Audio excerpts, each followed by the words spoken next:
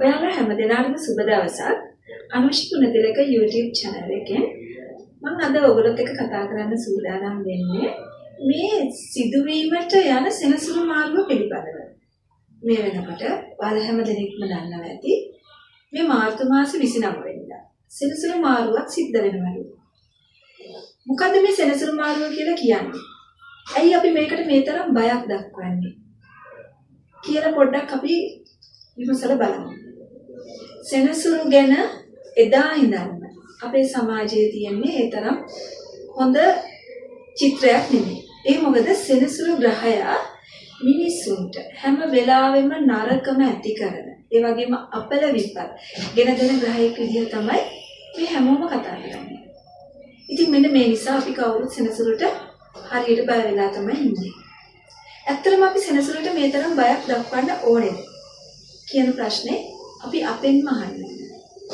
මේ ලෝකේ තියෙන ලෝකේ ක්‍රියාත්මක වන සියලුම ධර්මතාවයන්ට වඩා මේ මිනිසාගේ මිනිස් සිත කියන දෙය තමයි ඊටාම බලවත්. ඉතින් මේ මිනිස් සිත අපි හරියාකාරව ක්‍රමානුකූලව හසුරවා ගත්තොත් අපිට පුළුවන් සෙනසුරු නෙමෙයි මේ ලෝකේ තියෙන ඕනම නරක බලවේගයක් පරද්දන්න. මුලින්ම දැන් අපි මේ අපල උපද්‍රව ගැන කතා කරන්න කලින් පොඩ්ඩක් බලමු සෙනසුරු මාරුව කියලා කියන්නේ මොකක්ද කියන එක. සෙනසුරු ඇතුළු අනෙක් සෑම ග්‍රහයක්ම මේ රාශි චක්‍රයේ තියෙන රාශි 12. එහෙම නැත්නම් ඔයාලා උපන් ඒ ලග්නය ඔයාගේ ලග්නය ඇතුළු ඒ ලග්න 12ෙම ගමන් කරනවා. එක එක ග්‍රහයට එක එක කාල සීමාවන් වෙන්ගෙනවා ඒ වගේ ලග්නයක් තුළ ගමන් කරන්න. දැන් ඉතින් මේ සෙනසුරු කියන්නේ වැඩිම කාලයක් ගමන් කරන ග්‍රහයක රාශියක් තුළ. සාමාන්‍යයෙන් සිකුරු කුජ වගේ ග්‍රහ ගත්තත් ඒකද කෙටි කාලීනව ගමන් කරන්නේ. ඒත් මෙන්න මේ සෙනසුරු අවුරුදු 2මාරක් එක රාශියක් තුළ රැඳී ඉන්නවා. ඉතින් 2මාරක් සෙනසුරු එක රාශියක් තුළ රැඳී ඉන්නවා කියලා කියන්නේ සුළුපටු කාලයක් නෙවෙයි. හදිස්සියෙන් හරි සෙනසුරුගෙන් ඒ රාෂ්ටකයක් උදා වුණොත් මේ අවුරුදු 2මාරම අපිට පීඩාවට ලක් වෙන්න වෙනවා. ඒත් මතක තියාගන්න සෙනසුරු ඒ රාෂ්ටකයක් ලැබුවා කියලා කියව පමණින් හැම දිනාටම එකම ආකාරයෙන් අපල උපද්‍රව උදා වෙන්නේ නැති බව. දැන් මේ සෙනසුරු මේ වගේ අවුරුදු 2මාරෙන් 2මාරට ලග්න මාරු කරමින් යනවා. ඔන්න මෙතෙක් කාලයක් සෙනසුරු හිටියේ කුම්භ රාශියේ. දැන් ඉතින් ඔන්න පිවිසීමට නියමිත වෙන්නේ මීන රාශියට.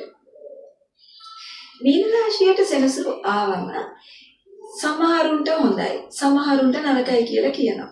ඔය නරකයි කියලා කියන්නේ අර ඒ රාශියක අපලවලට හසු වෙන කොටසට විතරයි. මම අද දැන් මේ වීඩියෝ එකෙන් මේ කතා කරන්න සූදානම් වෙන්නේ අපි හැමදාම කතා කරන ඒ සම්ප්‍රදායික ඒ රාශිකය ගැන නෙමෙයි. ඊට වඩා හොඳ යහපත් පණිවිඩයක් ඔයාලට දෙන්න තමයි මම මේ සූදානම් වෙන්නේ.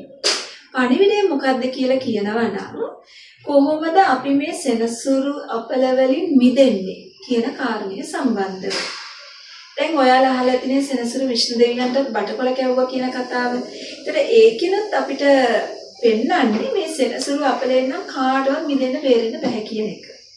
මොකද ඉතින් විෂ්ණු දෙවියන්ටත් බටකොළ කැවුවා නම් මේ මිනිස්සෙච්ච අපි මොනා කරන්නද කියලා ඔයාලට හිතන එක බොහොම සාධාරණයි. ඒත් මෙන්න මේ දේ මතක තියාගන්න. අපේ ජීවිතවල වෙනා නොයෙක් කඩාවැටීම්. ඔය කඩාවැටීම් වලටනේ අපි අපල කියලා කියන්නේ. ඉතින් මේ කඩාවැටීම් සමහර විට අපේ ජීවිතවලට වෙස්සලාගෙන ආව ලොකු ආශිර්වාදයක් වෙන්න පුළුවන්.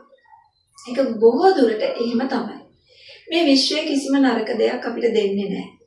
නරක වේශයෙන් එනවා යම් දේවල් අපි ළඟට.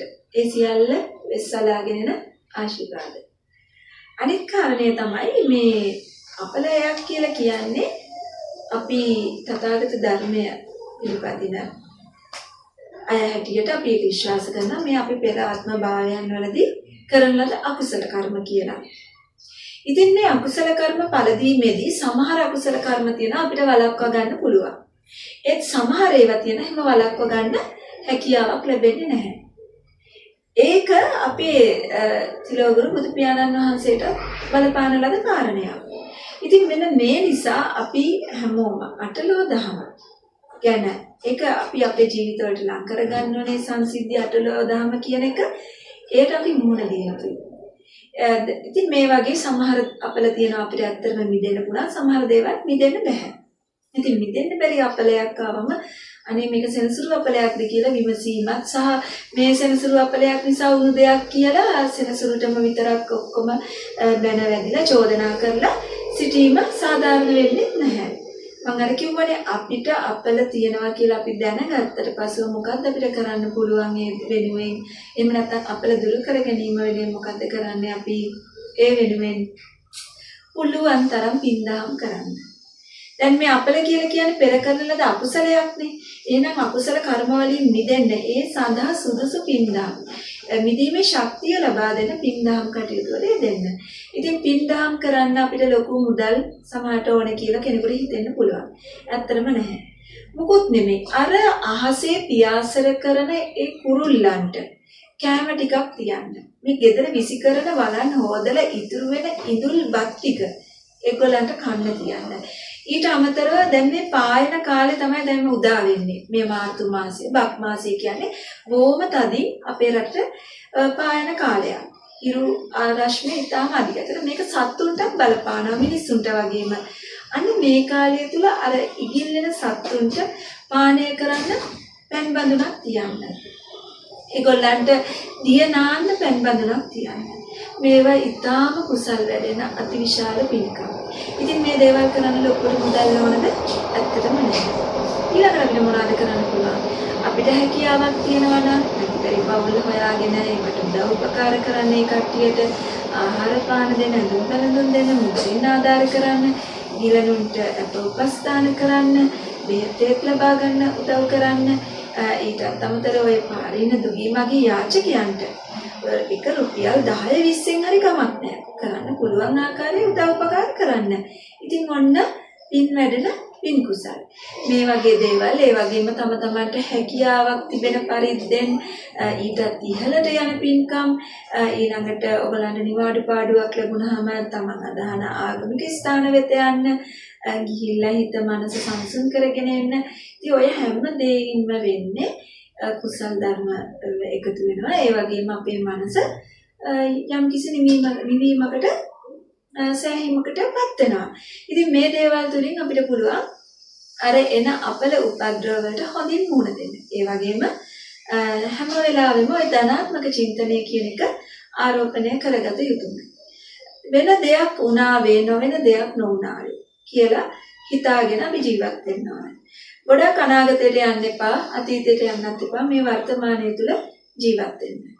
ඒක තමයි කෙනෙක් සැබෑවින්ම ජීවත් වෙනවා කියලා කියන්නේ. ඉතින් මේ සෙනසුරු අපල අපි කියමුකෝ දැන් කෙනෙකුට ඇති වුණා කියලා.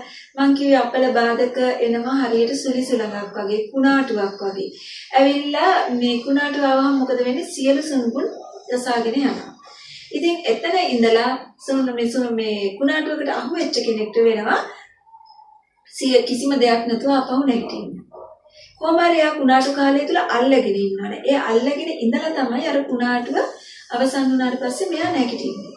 ඉතින් අන්න ඒ වගේ දෙයක් තමයි මේ සෙනසුරු අපල කාලයේදී අපි කොහොම හරි ඒ හැමදේම අල්ලගෙන ඉන්නවන. ඊළඟට සෙනසුරු අපලය සමහරට දුරු වෙන්න කලින්ම අපිට තේරුම් ගන්න පුළුවන් මේක සියල්ල සිදුුනේ මේ වෙස්සලාගෙන පැමිණි ආශිර්වාදයක් ලෙසින් නේද කියලා. ඒ වගේම සුන්මුන් සියල්ල ගසා දමා කුණාටුව අහවර වෙනකොට නැගිටින්නේ අපි අලුත්ම කෙනෙක් විදියට. ඒ වගේම මේ සෙනසුරු ඒ රාෂ්ට්‍රකයෙන් නැති කරන අපල උපද්‍රව කියන්නේ අපේ ජීවිතවල අනිවාර්යම හැරවුම් ලක්ෂයක් වෙන්න පුළුවන්. සමහර ගොඩක් වෙලාවට මෙන්න මේකයි තියෙන්නේ අපි බොහෝ දෙනෙක් ඒ හැරවුම් ලක්ෂ හඳුනාගන්නේ නැහැ. යම් කිසි තැනක අපි අපල නිසා වැටෙනවා. හැබැයි මේ වැටුණු වැටිල්ල එතනම හෙම්මමයි. එතනින් එහාට නැගිටින්න හිතන්නේවත් නැහැ. අනේ මේ අපලය අයියෝ මේ අපලය වුණා සෙනසුරු මාව නැති කරා.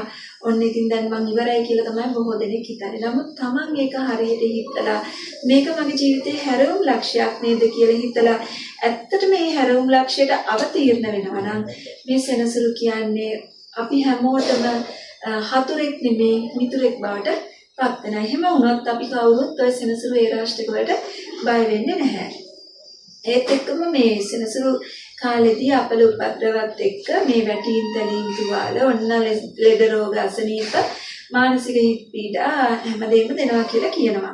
ඉතින් අපි දැනගන්නවා නම් අපේ මේ කේන්ද්‍රය පරීක්ෂා කරලා අපිටත් ඔන්න සෙනසුරු ඒ රාෂ්ට්‍රකයා මේ විදිහට බලපානවා සෙනසුරුකින් අපල මේ විදිහට බලපානවා කියලා අපිට පුළුවන් කල්ැතුව ඒකට සූදානම් වෙන්න. ඉතින් ලෙඩ රෝගක පැත්තෙන් බැලුවොත් රෝග ලක්ෂණ මතුවහම යාට වෛද්‍ය ප්‍රතිකාර ගැනීම ඔය හදිසි අනතුරු ආදී සිද්ධ වෙන්න තියෙනවා කියලා අනතුරු අඟවල තියෙනවා නම් ඒවෙන් ප්‍රවේශම් වෙලා අපේ දෛනික ජීවිතය ගෙනියන්න. ඉතින් මේ දේවල් කරගන්න පුළුවන් අපිට. එතකොට අපිට මොකද සිද්ධ වෙන්නේ? මේ අවුරුදු දෙකමාරම අපි බොහොම සුරක්ෂිත වෙලා ඉන්නේ. අපි පරිස්සම් වෙලා ඉන්නේ. ඉතින් එහෙමනම් මේ දේවල් එතකොට වැලකී යන්න පුළුවන්. ඉඩකඩ තියෙන. ඉතින් මෙන්න මේ නිසා තමයි අපි මේ අපලවලට මුහුණ දෙන්න ඕන නිසා කල්ැතුව කේන්ද්‍රය පරීක්ෂා කරවා ගන්න. ඉතින් එහෙමනම් මම ඔබලා හැමදෙනාටම කියන්නේ මේ සෙනසුරු වේ රාෂ්ට්‍රකයට බය වෙන්න එපා. සෙනසුරු කියන්නේ ග්‍රහයෙක් විතරයි. හැබැයි ඊට වැඩිය බලගතු අපි. මොකද අපේ ජීවිතයේ අයිති අපිට. සෙනසුරුට නෙමෙයි. සෙනසුරුකින් කිරණ වදිනවා අපිට. ඒත් ඒ කිරණ වදින කිරණ මේ තරම් මේ බලගතු මේ විශ්වයේ මීට වඩා බලගතු දෙයක් නැහැ කියලා හිතන තරමටම මේ අපේ මිනිස්සු අන්ධ වෙලා ඉන්නේ. ඉතින් අන්න ඒ දේෙන් තමයි මිදෙන්නේ. මිදෙන්න ඕනේ අපි. ඒ දේෙන් මිදුණාම අපිට පුළුවන් මේ සෙනසුරු අපල විතර නෙමෙයි මේ තියෙන ඕනම අපලයක් ඕනම බාධකයක් ජය ගන්න. මෙතනදී හැම කෙනෙක්ම ධනාත්මක ආකල්පයක් ගොඩනගා ගන්න අපි සෙනසුරු ඒ රාෂ්ට්‍රකය අපේ ලග්නයට කොහොමද බලපාන්නේ කියන කාරණය ගැන ඉදිරියේදී මේ විදිහටම අනුශි ගුණතිලක YouTube නාලිකාව තුළින් සාකච්ඡා කරමු. ඉතින් එතෙක් ඔබ හැම දිනාටම සුබ දවසක්.